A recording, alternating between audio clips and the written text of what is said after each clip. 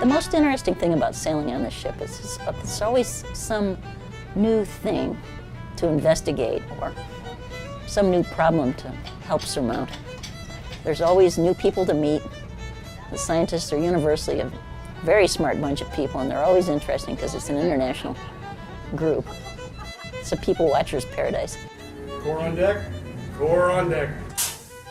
When spending about 4 months each year at sea, you essentially live two lives.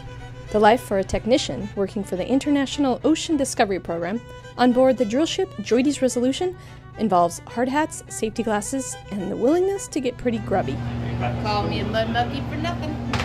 Without technicians on board to keep instruments running, data organized, samples archived, and scientists productive, this respected scientific drilling program could not have been as successful. I feel that we have a very important role in this program because it's carried on for so many years. We're sort of the stewards and carry on this legacy of quality science so that you can compare something now to something from a decade ago or 2 decades or 3 because the same types of processes are being used. That's something that you're not going to see in any science program. We even document it in our books of those who've come before us. And I like that feeling that there's a real history here. We have to really pull together and really work as a team, being isolated out here and troubleshooting problems. Being on a ship with people for 60 days, you become a lot closer to those people than you would in a normal work environment. Many technicians have science backgrounds, but to fit into these seagoing roles, ideally the individual should be consistent, malleable, observant, flexible. have to go with the flow, and have a good sense of humor about things. Because when you're this close with everybody, you're going to rub shoulders. You're going to rub somebody wrong. So I started in 1977. Our only computing device was essentially a programmable calculator. It had the little magnetic strips. Now we have Facebook and email. I started as a storekeeper, which is the person who does all the paperwork, getting things on and off the ship. Tim Brunk is now an assistant lab officer, but the various hats worn during his 60-plus expeditions put him in Thin section lab, formation microscan operator, in the downhole tools lab, and the chemistry lab.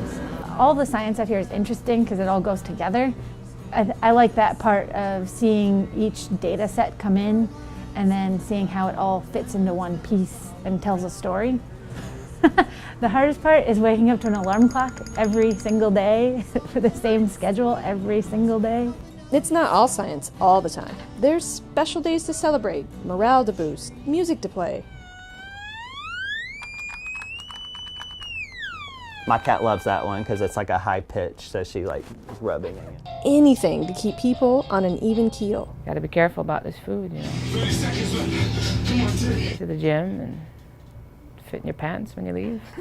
I love birthdays out here. It's almost like being a kid again. Everybody signs a card. Everybody comes and has cake and sings you happy birthday. Turned 50 years old out here. I've done the math, but I can't be 50. Presents I got was a remote control inflatable shark, and I think that was the most fun anybody's had out here in a while. Well, the hardest part is being away from home when something happens back there and people need you, and you're here. We go all over the world. I don't know how many countries I've been to, 30, 40 countries, and not many jobs let you do that. When you're at home, how often do you see a sunrise?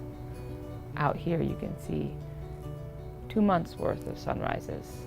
There's just something about the day beginning with the sunrise, and when the sun sets, everything kind of either mellows out or gets crazy.